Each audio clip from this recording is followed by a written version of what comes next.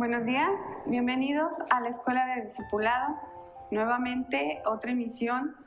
A todos los que nos están viendo, un saludo, bendiciones. Y en esta ocasión vamos a abordar un tema muy importante. Vamos a retomar lo que con mi hermana Eli estábamos viendo, lo que es el inventario.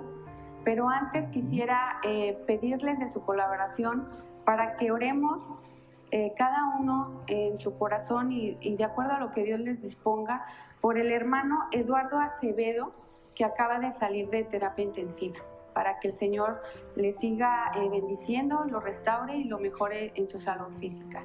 Y tenemos a un hermano que es muy querido por mí, Gustavo Navarro. Muchas gracias, hermana Susi, y gracias a ustedes por tener otra vez un momento de compartir y de seguir aprendiendo de la palabra y de lo que estamos a punto de conocer. Así es. Y vamos a dar inicio. Hace 2 sábados estaba con mi hermana Eli y estábamos viendo Éxodo 38:21, lo que es el inventario, Gustavo. Uh-huh. Para ti, ¿qué es un inventario? El inventario para mí se puede mostrar en distintas fases. Tenemos el inventario inicial y pues después de un periodo en el que entra y sale mercancía por las ventas, tenemos un inventario final. Uh-huh. Entonces no es lo mismo lo que se tiene al principio en el inventario inicial a lo que se tiene al final. Es con lo que nosotros contamos. Entonces, el inventario inicial es con lo que empiezas. Uh-huh.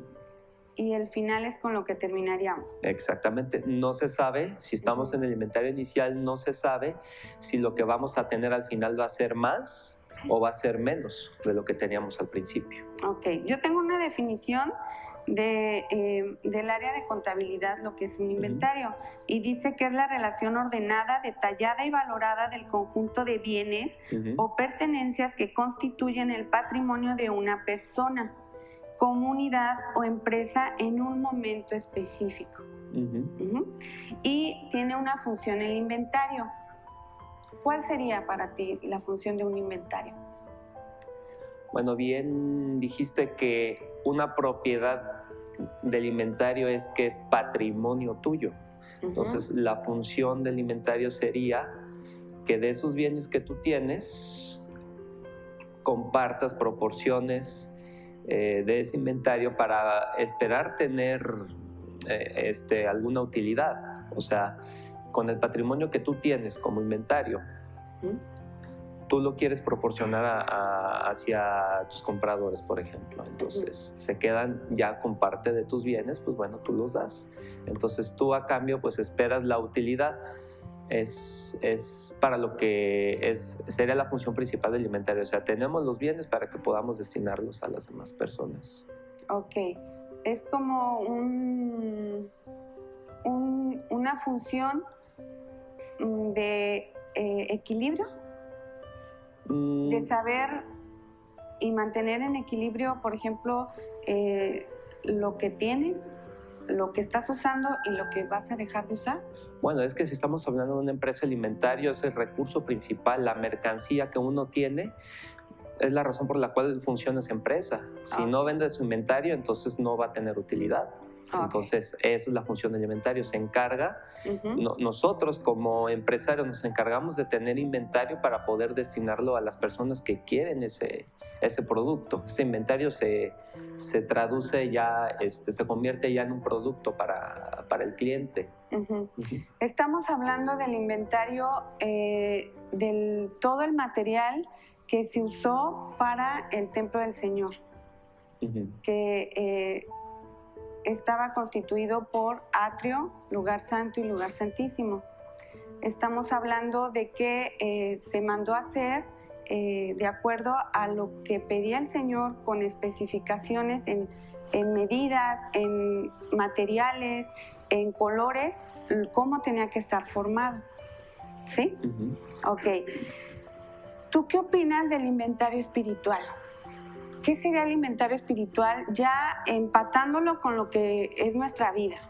Porque estamos hablando de que el Señor siempre hace como analogías. Uh-huh. Estamos hablando de que en el Antiguo Testamento se hizo un templo físico, pero en nosotros ya con la venida del Señor, ¿qué es ese inventario? Bueno, viéndolo de una analogía o trayendo a la vida real un entendimiento espiritual, sería que el inventario es lo que nosotros tenemos por dentro, así como en una empresa que son bienes, entonces nosotros por dentro tenemos bienes, o sea, tenemos propiedades de nosotros, de nuestra personalidad, pero no sabemos todavía si son bienes buenos o bienes malos. Así como aquellos bienes que han caducado, entonces ¿qué tenemos que hacer? Los tenemos que desechar. Así también hay bienes que permanecen, entonces eso los queremos conservar en buen estado para después. Un inventario, la función es que tengan un uso o destino al final. Entonces, más o menos lo podemos interpretar así, como un inventario de una empresa tiene bienes para que puedan venderse y obtener una utilidad, así nosotros que tenemos bienes, tenemos que desechar los que ya han caducado o los que no nos sirven y utilizar los que nos sirven para tener alguna utilidad. Tenemos que hacer algo con ese inventario. Y tenemos que conocer esos bienes. Debemos saber uno por uno qué es lo que tenemos por dentro. Así como también cualquier empresa. Un empresario no va a vender algo que no sabe, no va a vender algo que no conoce. Debe de conocer sus características. Las propiedades, las características, las medidas, los tamaños, el peso, las funciones de cada bien, cada uno de los bienes. Entonces, es meramente, es una manera más sencilla de entender lo que tenemos nosotros por dentro y lo que debemos hacer. Ok. Te voy a invitar a que hagas una pequeña dinámica en la que del lado derecho tienes un pizarrón y te puse unas imágenes ahí abajito y hay unas, no sé cómo le llaman, tachuelas. Entonces, necesito que tú acomodes de acuerdo al templo del Señor, ¿sí? Es el inventario. Exactamente. Perfecto. Es el inventario. Claro que faltarían las cortinas, los colores, faltaría la cerca, la puerta, pero estamos hablando de que acomodes lo que lleva en el atrio, ahora sí que los enseres más importantes de ese lugar. Como si fuera tu casa. ¿Cómo los acomodarías? ¿Cuál sería el orden? Entonces, ¿ya empiezo la actividad? Sí, por favor. Vamos a ver. A ver, pues, según el tabernáculo, tenemos el atrio, el lugar santo y el lugar santísimo. Y si leí bien... Si leíste bien. Tenemos varios elementos aquí que componen el contenido del tabernáculo. El atrio, tengo entendido que esto va aquí, esto va acá,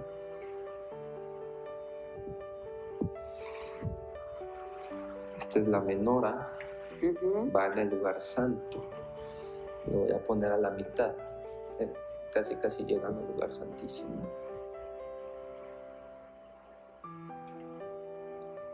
Sí, está bien.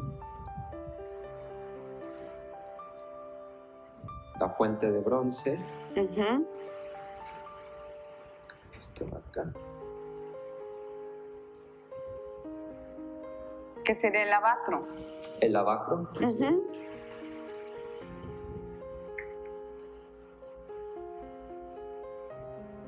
Tenemos el incienso.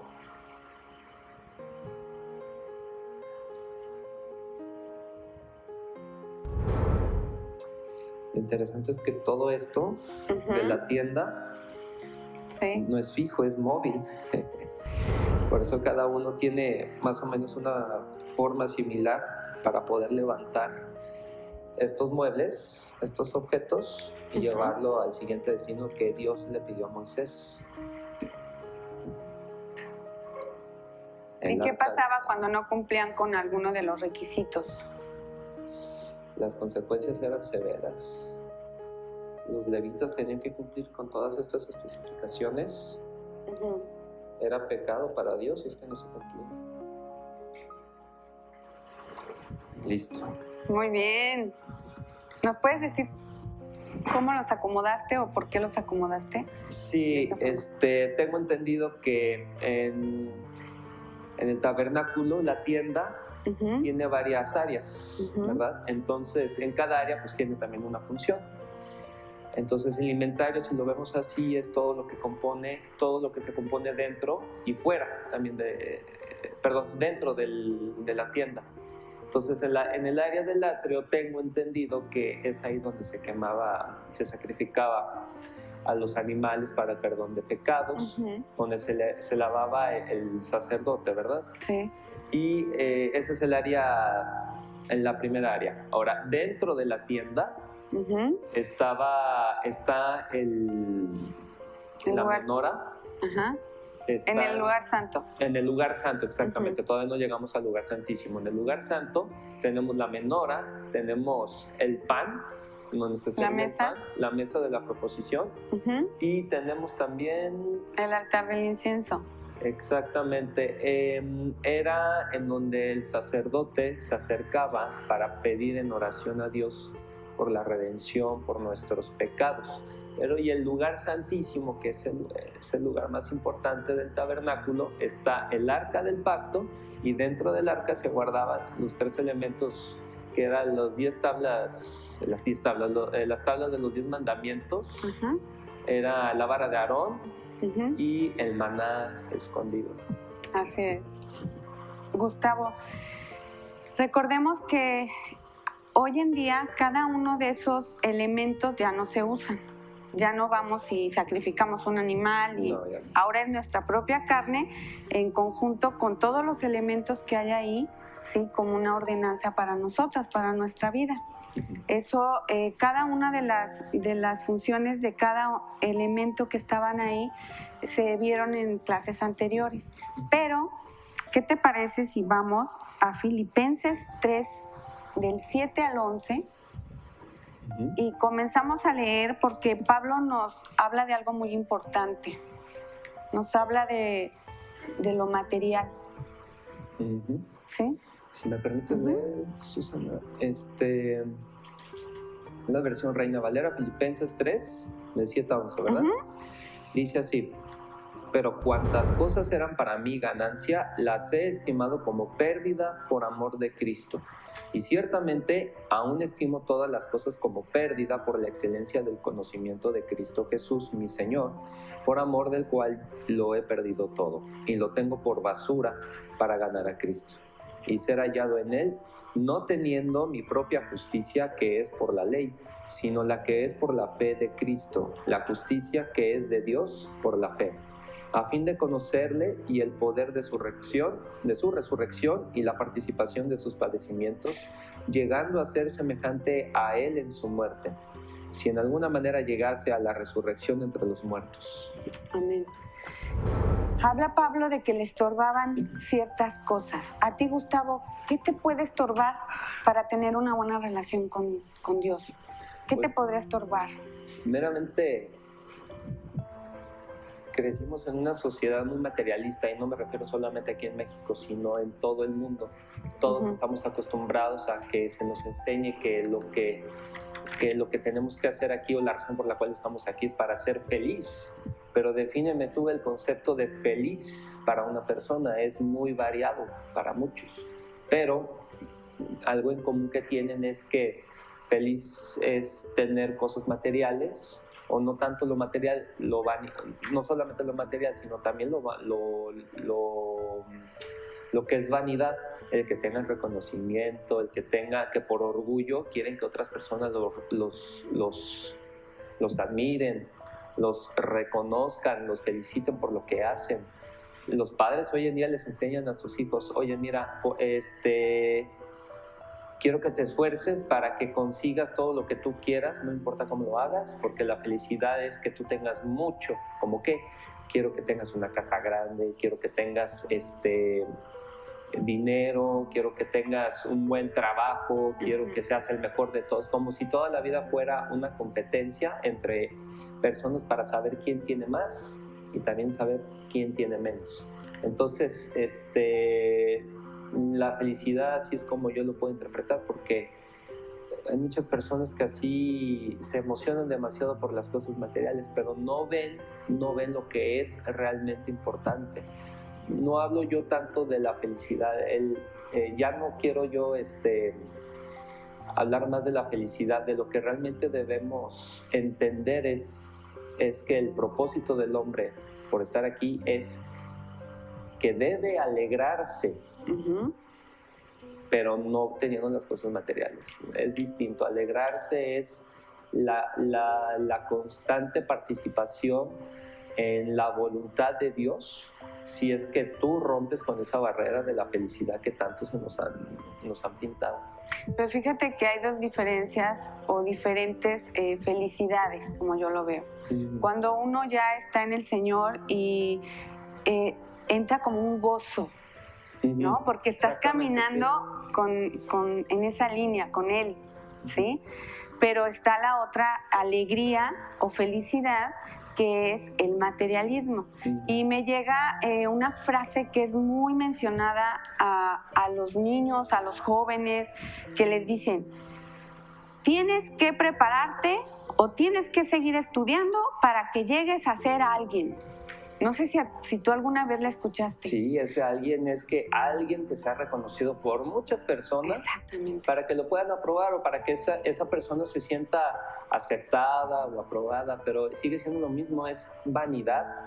Y cerca la vanidad viene de la mano con lo materialista. Así es una barrera. En realidad muchas personas dicen que así es la felicidad, así se sienten, así es como se debe sentir estar feliz, yéndonos por la vanidad y por el materialismo, pero es una barrera. Si una persona llega a tener todo eso, se va a dar cuenta tarde o temprano que entró en un cuarto con 4 paredes en donde ya no puede salir. Puede tener lo que quiera, pero esa satisfacción ya no lo siente más, porque está tan acostumbrado a tener todo lo que tiene. Y ¿qué sigue? Ese se llama vacío existencial, así se ha marcado.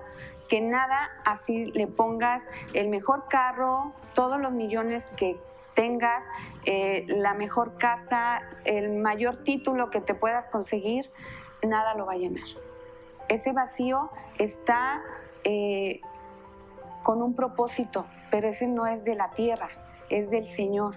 Y el Señor se encarga de llenar ese vacío a través de su amor. Y el amor de Él es muy diferente. ¿Qué te parece si vamos a leer Juan 17:7? Que dice: y la manera de tener vida eterna es conocerte a ti, el único Dios verdadero, y a Jesucristo, a quien tú enviaste a la tierra. Eso hablábamos ese es el verso 3, ¿sí? Hablando de que es el único que te llena el vacío. Pero en el verso 7 dice, Pablo decía: ahora saben que todo lo que tengo es un regalo que proviene de ti. O sea, todo lo que viene decía Jesús, que todo lo que viene de Dios, de Yahweh, ¿sí? Y es el reconocimiento que se le tiene que dar. Y no estaba hablando de cosas materiales, como tú dices, todo lo que proviene de ti, ¿sí? No material. Aquí hay que entender algo. Una persona da su corazón, digámoslo así, pone toda su felicidad, pone toda su, no felicidad, pone todo su empeño en obtener los bienes materiales, porque le han enseñado que eso es la forma en que una persona puede llegar a ser feliz. Pero ojo, Dios no está en contra de las riquezas, hay que entender eso. Dios provee de las riquezas, pero todo según y acorde a su voluntad, si es que la persona quien las pide está conforme a la voluntad de Dios. David, ¿cómo anduvo David? el rey David. Era pastor de ovejas y el Señor lo exaltó a lo levantó, lo hizo rey. Así es. Lo enriqueció tanto de poder y de todos los bienes. Pero David no era eso su enfoque, no era su objetivo. Porque tenía un corazón humilde, pero un corazón lo que sencillo. tuvo, por ese corazón humilde, sensible, abierto para escuchar la palabra de Dios, tuvo un llamado. Y ese llamado Dios nos lo hace todos los días, a todos nosotros. Pero aquí cuenta mucho la disposición que también tenga uno. Es ahí donde marca la diferencia entre una persona que se siente feliz por lo material y otra persona que se siente feliz o alegre por lo espiritual, porque unos nos estamos enfocando en las cosas espirituales mientras otros se enfocan en las cosas carnales. De ahí depende, pues, a dónde quieres ir tú. Ahí está esa barrera entre lo material y lo espiritual. Entonces tenemos que tomar esa decisión. Si estamos en lo material y te quieres quedar ahí, pues quédate.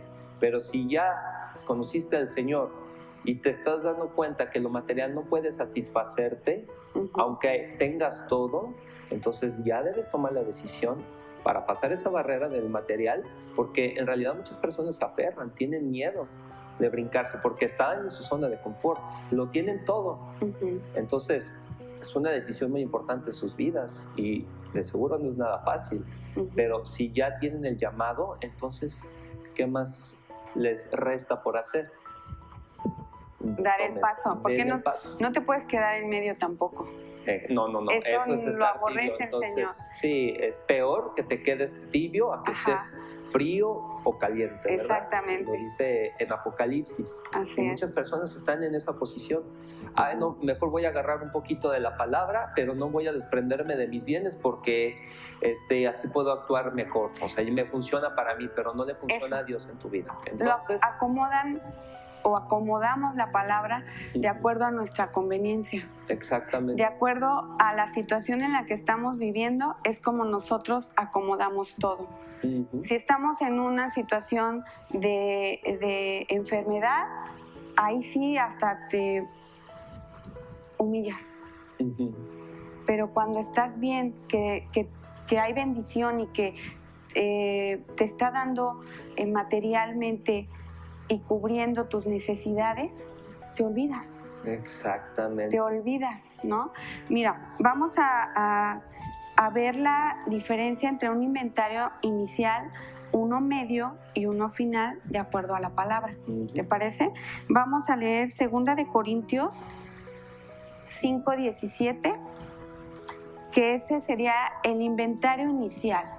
Tú decías que el inventario inicial era los bienes que poseemos en el periodo inicial, en el principio. Ok. Principio. Ok.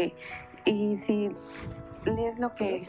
5:17, ¿verdad? Dice así: de modo que si alguno está en Cristo, nueva criatura es. Las cosas viejas pasaron, he aquí, todas son hechas nuevas. El inventario inicial es cuando el Señor llega a nuestra vida. Cuando nosotros ya lo aceptamos, nuevas criaturas somos y lo pasado queda atrás. Pero no por eso puedes seguir haciendo. No. ¿Sí? ¿Estamos de acuerdo? El inventario medio, Gustavito, ¿cuál sería? El inventario medio, pienso yo que es el proceso en el cual ya estás siguiendo al Señor. Vamos a seguir teniendo pruebas. El que ya hayamos tomado la decisión de creer en el Señor no quiere decir que ya ganamos la lotería y que ya no tenemos que hacer nada. Ahí estamos hablando de las misericordias que Él tiene para con nosotros. ¿Sí? Exactamente. Vamos a leer Lamentaciones 3, del 22 al 23, donde ahí nos habla precisamente, si gustas leerlo. Dice, en Lamentaciones 3, capítulo 3, del versículo 22 al 23, por la misericordia de Yahweh no hemos sido consumidos, porque nunca decayeron sus misericordias. Nuevas son cada mañana, grande es tu fidelidad. Ok. ¿Y el inventario final, cuál sería? A ver, ¿cuál crees que sea? Pueden ser que lo que acabamos de leer, las misericordias de Dios dice, por sus misericordias nosotros no somos destruidos. Quiere decir que si llegamos a pecar, el Señor no quiere decir que va a ignorar tu pecado porque ya crees en Él. No, sino que su misericordia se muestra en el castigo que Él te pone por el pecado que cometiste, pero no te va a destruir. Quiere decir que después de ese castigo que te pone, tú ya debes de aprender la lección y volverte a levantar. Eso para mí representa el inventario final. Pero ese sería el inventario medio. En el proceso, las misericordias, pero ¿cómo se llama? Cuando ya empiezas a levantarte y continuar con el camino que Dios te ha dado, la constancia que tú tienes que tener en tu corazón para seguirlo, para mí ese es el inventario final. Bueno, el inventario final sería la muerte, Gustavito. Sería cuando ya estemos ante juicio, ¿sí? Haciendo inventario al Señor. Para que cuando ya en el juicio final le entreguemos cuenta. Exactamente. Ya sería el juicio final. Y en Apocalipsis 3:5, ahí nos habla de, para leerlo, del inventario final.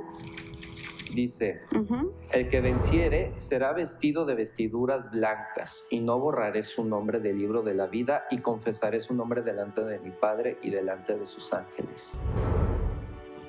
Pero entonces ya tiene más sentido. El inventario final es que en toda tu carrera, en toda tu vida, al final, cuando ya nos toque, ya nos llegue la hora de morir, ya debemos de rendir cuentas para saber con qué vienes, con qué nos fuimos, o sea, con qué fue lo que hicimos en este mundo. Así es, Gustavito. Pero vamos a un corte comercial y regresamos con ustedes.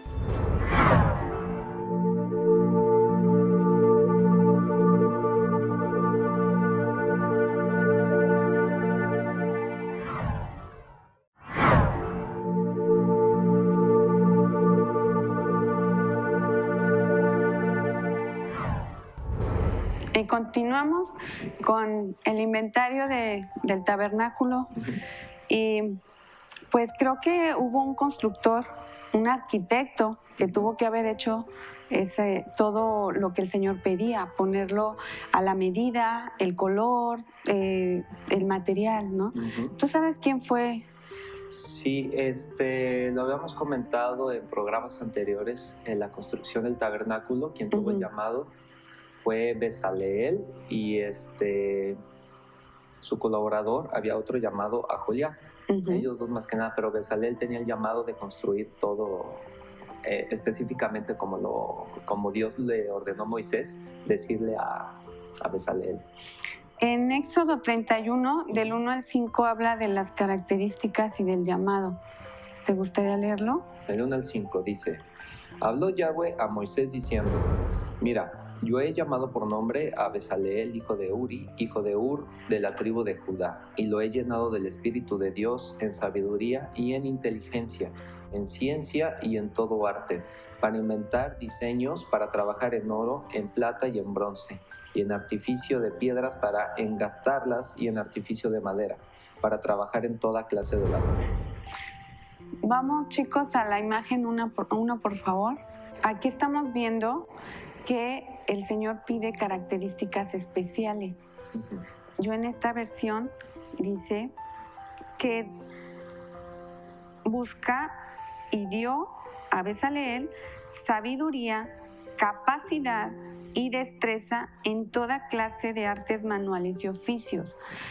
La mayoría de la gente piensa que es como que ya lo tenemos, ¿no? Esas habilidades. Pero no, el Señor nos las da. El Señor nos las regala y tiene un propósito, como a Bezaleel, que Él le entregó esos dones para que hiciera su templo. Y esas características son específicas porque en su nombre viene el significado de la palabra. De cada letra tiene un valor de acuerdo al hebreo, al idioma hebreo, al lenguaje hebreo, perdón. Tienen un número, tienen un valor que significa también una característica del nombre. ¿Por qué Bezaleel? ¿Qué quiere decir? Recordemos que cada nombre tiene un propósito. Sí, en hebreo, sí, cada nombre tiene un propósito. Porque Dios ponía los nombres a las personas, porque significaba algo, se refería que va a cumplir un propósito. Ok, vamos a poner en nuestra mente la palabra Bezaleel, ¿sí? Estamos hablando de que en hebreo no se cuentan las vocales, no tienen valor, no hay vocales. Entonces, la palabra B, ¿sí?, tiene un valor de 2, que quería decir familia, casa, en. Quiero, Gustavo, que pongas atención para que luego tú hagas como un conjunto de la definición del nombre Bezaleel, a ver qué es lo que el Señor te muestra de lo que quiere decir el nombre de Bezaleel. Si gustas anotarlo. Bezaleel, voy a repetir, la B alta es la letra Beit y tiene un valor de 2, que significa familia, casa, en. La letra Z se nombra Tesadi y tiene un valor de 90 y quiere decir cobertura, enseñar. La letra L es la Lamed, que tiene un valor de 30 y quiere decir yugo, altar. La letra Y viene otra letra que es la L, que es igual a Lamed, que tiene un valor de 30. Pero aquí tenemos 2 vocales, Bezaleel, doble E, que en su conjunción nos lleva a la Aleph, porque no hay vocales, ¿ok? Y tiene un valor de 1 y quiere decir fuerte, poder o líder.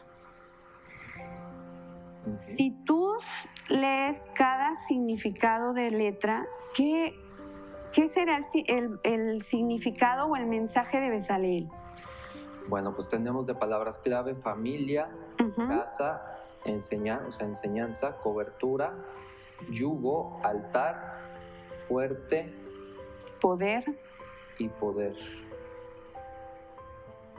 Se refiere a la casa de Dios. Bezaleel. El tabernáculo representa eso. La casa de Dios. Y es de acuerdo a las características de Bezaleel, con lo que acabamos de leer. Él era la única persona que podía emprender eso. Exactamente. Entonces, de acuerdo al significado de Bezaleel en hebreo, quiere decir que él era sombra de Dios. Él era la sombra de Dios. Ahora, Gustavo, si gustas sumar los números 2, 90, 30, 1 y 30, ¿qué número te da? Son 2 veces 30, ¿verdad? Ajá. ¿Qué número? 153. 153. Estamos hablando de que este número es muy importante porque representa, había una referencia con el pescador. Ajá. Ok. Está la multiplicación de los peces, el milagro de los peces, ¿sí? Esa escritura de Juan. Bueno, chicos, si me pueden poner la imagen de, creo que es la tercera. A ver. Sí, la tercera. Miren, ahí está en pantalla ya el significado de cada letra y el valor. Tú sumaste, Gustavo, y nos da 153, ¿sí? Ok, entonces estamos hablando que el 153, de acuerdo al nombre de Bezaleel, es la sombra de Dios. Ese número es muy importante. Le damos a la siguiente, por favor, imagen. Ok, ahí tenemos el número 153 y el significado del 1 es Yahweh. El significado del 5 es aliento, mirar, revelar, suspirar. Y el número 3 es juntar, caminar, cargar, camello, ideas, importante, propósito, fruto. Si sumamos los 3 números, nos va a dar el total de 9. El número 9 es verdad. Verdad inalterable. ¿Sí? Retomo el nombre de Bezaleel, sombra de Dios, que nos da 153, que sumado cada número nos da el número 9, es verdad inalterable. Es para confirmar que únicamente Él. Exactamente. Y que viene de Dios, o sea, es su sombra. Viene de Dios, o sea, viene de Dios. Bezaleel de que la habilidad de que Él tiene el Espíritu de Dios está en Él. Y un ejemplo donde se muestra que el número 9 es inalterable es la tabla de multiplicar del 9. ¿Pueden poner la siguiente imagen, por favor? Ahí la tenemos. Tenemos que 9 por 0 nos da 0. 9 por 1, 9. 9 por 2, 18. Pero si sumamos el 1 y el 8, nos da 9. Luego, 9 por 3, 27. Si sumamos el 2 y el 7, nos da 9. Si multiplicamos 9 por 4, 36, y sumamos 3 más 6, 9. 9 por 5, 45. Sumamos 4 más 5, 9. 9 por 6, 54. Si sumamos 5 más 4, 9. 9 por 7, 63. Y si sumamos 6 más 3, nos da 9. 9 por 8, 72.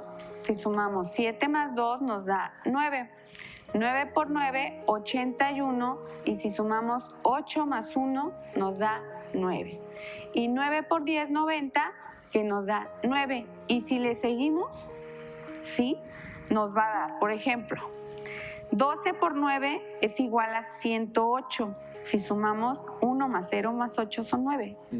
Si multiplicamos 13 por 9 son 117, que si sumamos 1 más 1 más 7 nos da 9. Y si le seguimos nos va a dar 9. Entonces estamos hablando de que es un número inquebrantable, ¿sí?, de verdad.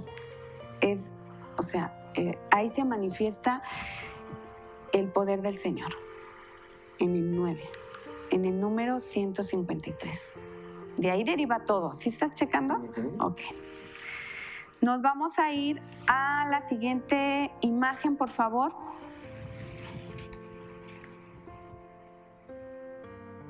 Ahí tenemos 153, que es la pesca milagrosa, que sumado el 1 más el 5 más el 3 nos da el 9.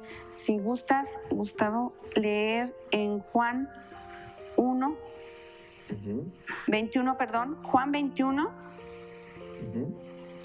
los versos, es del 1 al 25 cuando empieza a dar el relato de la pesca milagrosa, pero nos vamos a enfocar en el verso 4, si gustas leerlo. ¿A partir del 4? Ok. Lo leo hasta el 25. No, vas a leer el verso 4, el verso 8 y el verso 11, que son los claves. Ok. Dice así: cuando ya iba amaneciendo, se presentó Jesús en la playa, mas los discípulos no sabían que era Jesús.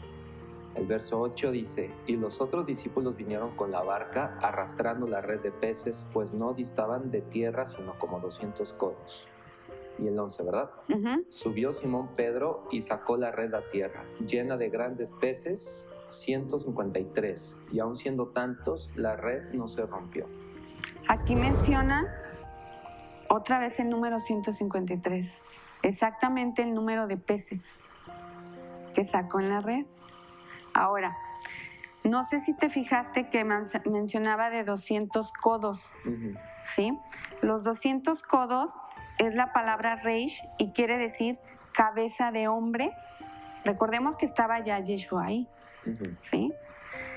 Primero, principio, arriba, emerge, insuficiente. O sea, está describiendo a Yeshua a través de los 200 codos. ¿Sí te fijas? Ujú. A lo mejor ustedes que nos están viendo, se les hace un poquito complicado comprender el por qué nosotros nos vamos al origen o por qué estamos investigando el significado de estos números. Pero es importante para que nosotros comprendamos el contexto y el por qué el Señor hace referencia con estas palabras de todos sus hechos, de todo lo que Él plasma en el Antiguo Testamento y después en el Nuevo Testamento con Yeshua. Por eso nosotros investigamos y nos vamos a la raíz para que esto pueda ser un poquito más entendible en su contexto y no verlo como superficial, Gustavo. Exactamente, lo que pasa es que cuando el Señor, después que resucitó, cada vez que se manifestaba, daba a él el mensaje de que él es el Señor. O sea, tenían que creer las personas que estaban alrededor de él que él venía, él se manifestaba. ¿Por qué? Porque es el Señor, daba estos mensajes. Tenemos los 200 codos, tenemos los 153 peces. Cuando Tomás, su discípulo, no creía, después de la resurrección le enseñó los huecos que tenía en las manos. Así es. O sea, estaba dando siempre el Señor la confirmación de que él es el Señor. Entonces, otra persona que diga, yo soy el Señor, ¿dónde están las pruebas? El Señor tiene sus pruebas. Siempre manifiesta con la verdad de que Él es, de que Él es el verdadero y único. Así es. Pero hay una pregunta que aquí resalta. Uh-huh. Estamos hablando de la pesca milagrosa de cuando ya Yeshua resucitó, uh-huh. ¿Sí? Pero no le reconocieron sus discípulos cuando ellos estuvieron ¿cuánto tiempo con él? Y no le reconocieron. Nos vamos a quedar con esa pregunta. ¿Por qué no le reconocieron? ¿Sí? Y nos vamos a ir al pasaje de Lucas 24, 13, 25. Gustavo, si me haces favor. Claro. Donde también señala ese mismo hecho que nos da palabra y nos da número que tiene un significado, donde nos habla también de que no fue reconocido Yeshua. ¿Qué versículo? Es verso del 13 al 25. Lo leo. Uh-huh. Por favor. Dice así: y he aquí, 2 de ellos iban el mismo día a una aldea llamada Emaús, que estaba a 60 estadios de Jerusalén, e iban hablando entre sí de todas aquellas cosas que habían acontecido. Sucedió que mientras hablaban y discutían entre sí, Jesús mismo se acercó y caminaba con ellos, mas los ojos de ellos estaban velados para que no le conociesen. Y les dijo: ¿qué pláticas son estas que tenéis entre vosotros mientras camináis, y por qué estáis tristes? Respondiendo uno de ellos, que se llamaba Cleofás, le dijo: ¿eres tú el único forastero en Jerusalén que no ha sabido las cosas que en ella han acontecido en estos días? Entonces él les dijo: ¿qué cosas? Y ellos le dijeron: de Jesús Nazareno, que fue varón profeta, poderoso en obra y en palabra delante de Dios y de todo el pueblo, y cómo le entregaron los principales sacerdotes y nuestros gobernantes a sentencia de muerte y le crucificaron. Pero nosotros esperábamos que Él era el que había de redimir a Israel. Y ahora, además de todo esto, hoy es ya el 3er día que esto ha acontecido. Aunque también nos han asombrado unas mujeres entre nosotros, las que antes del día fueron al sepulcro. Y como no hallaron su cuerpo, vinieron diciendo que también habían visto visión de ángeles, quienes dijeron que Él vive. Y fueron algunos de los nuestros al sepulcro y hallaron así como las mujeres habían dicho, pero a Él no le vieron. Entonces Él les dijo: oh insensatos y tardos de corazón para creer todo lo que los profetas han dicho. No le reconocieron, pero hay 2 palabras claves. Una es Emaús, uh-huh, que quiere decir fuente de aguas termales, aguas calientes. Y el número 60, que es la letra Samec, que es coger, odiar, proteger, mano en vara o apoyo, bastón y espina. ¿Te fijas cómo él se presenta, Yeshua se presenta ante ellos? Y el significado de las palabras Emaús fuente de aguas. Yeshua. Exactamente. ¿Sí? Y los 60 estadios, que es espina. ¿La espina se refiere a una prueba o aflicción, dolor? A la aflicción por la que él pasó, podría ser, ¿no? Bastón, ¿quién es tu callado? ¿Sí? O sea, bueno, yo así lo he entendido, que está mostrándonos en su aparición con estos caminantes, que él es con las mismas características de la pesca milagrosa, en el número 153, y con los 200 codos, hace notorio que es Yeshua. Está hablando de Yeshua, de su poder. Exactamente. ¿Sí? Hay una parte curiosa aquí, hermana Susana. Lo que pasa es que cuando me pongo a pensar ahorita que el Señor Yeshua se manifestó, se apareció, fueron numerosas veces, sí. Pero ¿a quiénes realmente? ¿A las personas que no creían o a las personas que creían que Él resucitó? Ciertamente se apareció a las personas que creyeron en Él de que iba a resucitar, y así fue, pero aquí les dice en el pasaje: insensatos y tardos de corazón. Ellos creyeron, pero ¿qué pasa cuando dejan de ver al Señor? Cuando se deja de ver, empiezan otra vez a tener un corazón de hombre, viendo nada más lo material.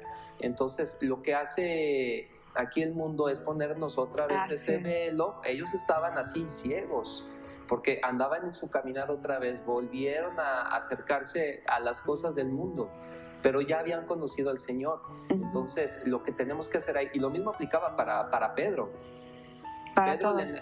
El apóstol Pedro le negó al Señor 3 veces. Y en el pasaje que estábamos leyendo, cuando estaban pescando otra vez, más adelante, el Señor le dice: Pedro, ¿me amas 3 veces? ¿Cuál es el mensaje ahí? Es que le recordó en aquella ocasión que lo estaba negando. Y su condición humana otra vez. Pedro estaba volviendo a su condición, estaba volviendo a ese corazón de carne, otra vez complicándose él mismo la vida, la existencia, porque no está viendo al Señor. Y en este capítulo de los 2 caminantes tenían el mismo problema. O sea, creyeron que el Señor resucitó, pero si no lo ven, si es que no están cerca, si es que no se humillan, si es que no oran, si es que no están orando al Señor en lo secreto, entonces pues van a sentirse alejados. Por eso les dice: tardos de corazón. Tienen que desprenderse de ese corazón de carne y pedir un corazón espiritual. Tienen que pedir la voluntad del Señor en sus vidas para que puedan sentir esa cercanía, porque el Señor se les apareció con ese propósito. Les impulsaba, les daba la fuerza para que sigan creyendo que Él viene. Ahora hay una parte curiosa, dice que Él viene. Si los discípulos del Señor estuvieron ahí presentes cuando el Señor mismo se les apareció, entonces ¿para qué viene? No se estaba refiriendo a esas manifestaciones, sino que Él viene ya a ser visible nuevamente. Claro. Entonces, de manera invisible el Señor se aparece a los discípulos. Lo mismo pasa con nosotros. De manera invisible el Señor está aquí. O sea, tenemos que tener en nuestros corazones la convicción de que el Señor todos los días está con nosotros. Tú eres el que se aleja. Él es el que permanece ahí. Él es fiel, inalterable, inamovible. El número 9. Pero nosotros somos los otros números, o sea, muy bien cambiantes, ¿verdad? Entonces, tenemos que aprender a andar en sus caminos, tenemos que buscarlo todos los días. Y a pesar de que tengamos a hermanos que estén muy cerca del Señor, ellos mismos tenemos la misma capacidad de ellos, y ellos mismos pueden volver a ser tardos de corazón. No nos debe de pasar. Eso es a lo que voy. Todos estamos expuestos a ser tardos de corazón, pero tenemos esa oportunidad de crecer en el Señor. Entonces es hermoso saber que a pesar de que el Señor dijo: me voy, pero sigo aquí, pues es un hecho, voy a regresar. Entonces, mientras yo me manifiesto a ustedes por medio del Espíritu, les dio el aliento, y aquí lo confirma con los 153. El número 153, quien representa el nombre de Besaleel, que forma la casa de Dios. O sea, todo esto tiene relación con Dios mismo, de que Él está aquí haciendo morada con nosotros. Aquí está su casa, nosotros somos el templo ahora. Exactamente. Entonces, lo que vimos ahorita de la actividad es que el inventario que tenemos nosotros forma parte de la casa de Dios. O sea, Dios nada más va a permitir tener esto adentro. ¿Cómo se llama? El arca del pacto, tenemos la menora. Todos estos bienes que acabamos de ver es lo que debemos de tener en nuestros corazones. Únicamente lo bueno. ¿Y cuántas veces el Señor se nos presenta y nosotros le damos la vuelta? Y no lo queremos ver, ¿no? Y vuelve a presentarse y no lo queremos ver. Exacto. Y seguimos. Y aquí adelante en Hechos 7:55 habla de la defensa y muerte de Esteban, ¿sí? Que está viendo ahí Saúl. Saúl observaba. Que más tarde fue llamado Saulo, perdón. Saulo. Fue llamado ser Pablo. Exactamente. Y en Hechos 9:18 es cuando viene la conversión de Saulo. Pero el Señor lo deja ciego. Eso es lo que más me impacta, que lo deja ciego. Precisamente el Señor mismo se vuelve a manifestar y deja. ¿Cómo muestra que Él es el Señor? Lo deja ciego. Lo dejó ciego. ¿Y cuántos días fueron? Bastantes, hasta que lo recibió un hermano y recuperó la vista. ¿Y qué fue? Fueron 3 días de... Exactamente. Sí, fueron 3 días. Perdón, el arrepentimiento se humilló. Así es. Pero ¿cómo le quita... ¿Cómo le regresa la visión? Eso es lo que a mí me impacta. Que le limpian los ojos y se caen escamas, peces, escamas. ¿Sí te das cuenta? O sea... Cada vez es la confirmación mismo, que Él es el único y verdadero. Exactamente. Y estamos llamados a estar atentos. Atentos a las señales del Señor, al propósito que nosotros tenemos, porque Él nos habla de muchas maneras y nosotros le damos la espalda. Somos nosotros los que nos alejamos, somos nosotros los que le decimos no por el miedo del que hablabas, de dejar lo material, la comodidad, el confort, ¿no? El que tengo ya mi vida equilibrada con un inventario, ¿no? En todos los sentidos, cubierto. Podemos ejemplificar de otra forma.